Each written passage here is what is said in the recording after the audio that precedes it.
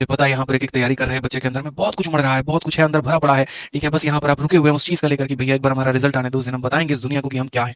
होता भी है, कभी भी इस बात को मेरे भाई ध्यान रखना जीवन में। जीवन की हमेशा एक सीख देता हूँ, आपको एक सलाह देता हूँ। आप क्या हो किसी को कुछ मत बताओ, आपके पास क्या शक्ति है मत बताओ, किस चीज़ की तैयारी करते हो मत बताओ, क्या पढ़ते हो मत बताओ, क्या आपका अगला प्लान है मत बताओ, क्या पाया क्या खोया कुछ मत बताओ किसी को। बस अपने सही वक्त का इंतजार करो और जब वो वक्त आएगा ना तो आपकी बातें जो है मेरे भाई तब पूरी दुनिया सुनेगी।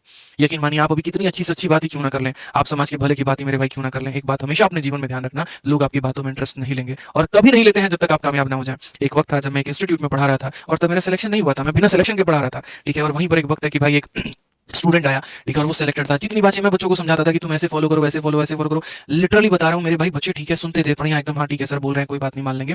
लेकिन वो स्टूडेंट के आते ही मैंने अपने आंखों का जो मंजर है वो देखा कि वो गलत चीज बता रहा है, गलत तरीके से बता रहा है कैसे पढ़ना चाहिए, और बच्चे उसको हाँ मान रहे हैं, फॉलो कर रहे हैं, नोट्स कर रहे हैं। तो मैंने एक बात उसी दिन समझ में आ गया था कि भैया सिलेक्शन की आवाज हर कोई सुनता है, बेरोजगार की आवाज कोई नहीं सुनता।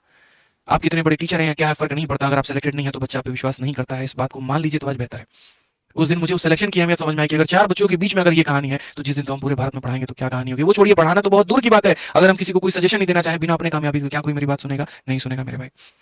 तो जब आप सफल हो जाते हैं जीवन में उसके बाद आप जो बोलो ना लोगों को लगता है यही अमृत है, यही तो कामयाबी का रास्ता था, यही मान के तो ये कामयाब बने, इसका मतलब जो कह रहे हैं वो सही है। तो अभी आप कितने भी लोगों की भलाई करोगे ना, कितना भी समाज का क्यों ना सेवा करने में निकल जाओ, लोगों की भलाई करने में निकल जाओ, दुनिया जो है मुंह पे एकदम ऐसे हाँ ठीक है ठीक है ठीक है करेगी, सुनेगी एक भी नहीं, आपके निकलते ही बोलेगी यार टाइम खराब करके चला गया, पका रहा था फालतू का। ठीक है, लोगों को मेरे भाई अपना समय मत दीजिए, जो आपके पास आपका कीमती समय है उनको समझाने में, उनको बताने में, उनको सही रास्ता दिखाने में, वो समय को अपने अंदर अपने आप के लिए यूटिलाइज करिए, अपने आप को बनाने में। अपने तरफ थोड़ा ये रास्ता घुमाओ, अपने आप को बनाओ, फिर उसके बाद जो भी बोलोगे ना पूरी दुनिया बहुत शानदार तरीके से सुन रही होगी। जो आग अपने अंदर लगी हुई है उसको दबा के रखो, सही समय का इंतजार करो, जब वो फटेगा तो एकदम ऐसा रोशनी देगा जो शायद कई सारे लोगों का जीवन में जो है वो अंधकार मिटा पाए।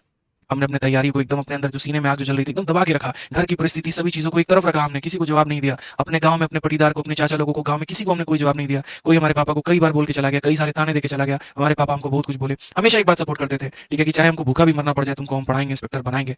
ठीक है, इसीलिए जिस दिन मेरे भाई डीवी का रिजल्ट आया, जिस दिन मेरा डीवी होना था, डॉक्यूमेंट वेरिफिकेशन होना था, और जब वहां पे हमको पोस्ट भरना था ना, वहां बस एक ही बात पूछे कि सफेद वर्दी में देखना चाहते हो कि खाकी में। सीजल में सफेद वर्दी प्रिवेंटिव ऑफिसर का होता है और खाकी जो होता है ना कस्टम्स में जीएसटी का होता है। उन्होंने कहा कि वर्दी तो दोनों बहुत बढ़िया है, यहाँ पे ये बताओ कि बाहर पहन के कौन सा घूम सकते हो। तो हमने कहा प्रिवेंटिव ऑफिसर वाली जो वर्दी है उसको तो सिर्फ एयरपोर्ट या सी पोर्ट पर ही पहनकर घुमा जा सकता है, लेकिन कस्टम्स की जो वर्दी है आप उसको नॉर्मली पब्लिक में भी घूम सकते हैं। उन्होंने कहा कि लोगों का बहुत जवाब है और बहुत जवाब देना है, किसी दिन एक दिन तुम उस वर्दी को पहन के घर पे जरूर आना।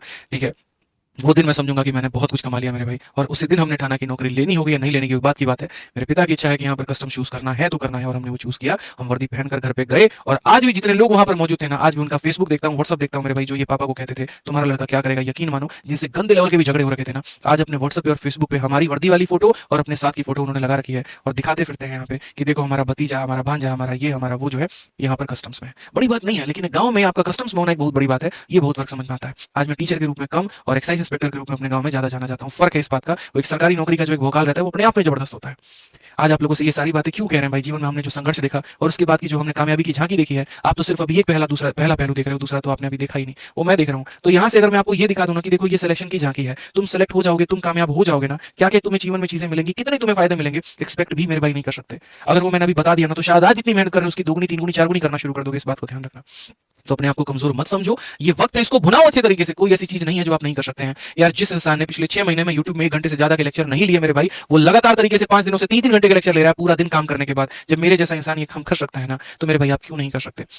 जब मेरे मॉक टेस्ट में 60 नंबर आते थे, जहां पर मैंने होप को छोड़ दिया था कि यार मेरा सिलेक्शन भी होगा, और वहां से मैं पेपर में 50-50-50 लेकर आ सकता हूं ना, तो हर कुछ हो सकता है। जहां पर एक बार एक क्वेश्चन उठा दिया था किसी महानुभव ने आके यूट्यूब में कि तुम्हारे कितने सिलेक्शन है, 23 में, हमने तो सिलेक्शन की लाइन लगा दी भाई। ठीक है, तो जब हम कर सकते हैं ना अपनी मेहनत 2 गुनी 4 गुनी 10 गुनी करके, तो आप क्यों नहीं कर सकते हैं। हर कुछ संभव है दोस्त, यहाँ पे आप कोशिश करिए तो सही, हम किसी और का एग्जांपल क्यों दें। आज मैंने इंटरव्यू लिया एक लड़के का जो ऑल इंडिया रैंक 13 था, एमटीएस निकाला था उसने, सीजल 4 बार फेल हुआ भाई। जब एक एमटीएस पास स्टूडेंट और सीजल फेल स्टूडेंट सीजल में ऑल इंडिया रैंक 13 ला सकता है ना, तो आप क्यों नहीं कर सकते। हर कुछ हो सकता है यहाँ पर, बस आप अपने आप को पहचानो, वो सबसे बड़ी बात है। आप अपनी ताकत को ही नहीं पहचान रहे, आपको लग रहा है यार मेरी तैयारी कम है, मेरे तो नंबर कम आ रहे, होगा कि नहीं होगा, कुछ नहीं भाई, सबके कम है यार। अपने आप को कम मत आको, बेहतर कर रहे हो बेहतर करो, शेड्यूल बनाओ, सुबह से शाम तक पढ़ो और बेहतरीन करो अपने आप को। एक इंसान है आपका भाई है, यहाँ पर आएगा, आपको पढ़ाएगा भी, आपको मोटिवेट भी करेगा मेरे भाई, आपके जीवन के हर पहलू पे आपके साथ रहेगा। बस अपने आप को ठान लो और मेरे भाई आगे बढ़ा लो, मेहनत करते रहो भाई। पसंद आ गया मेरे भाई तो वीडियो को लाइक करना और चैनल को सब्सक्राइब जरूर करना। ठीक है, ऐसे ही अच्छे इन्फॉर्मेशन के लिए, ऐसी अच्छी बातों के लिए मेरे भाई चैनल को सब्सक्राइब करते रहिएगा।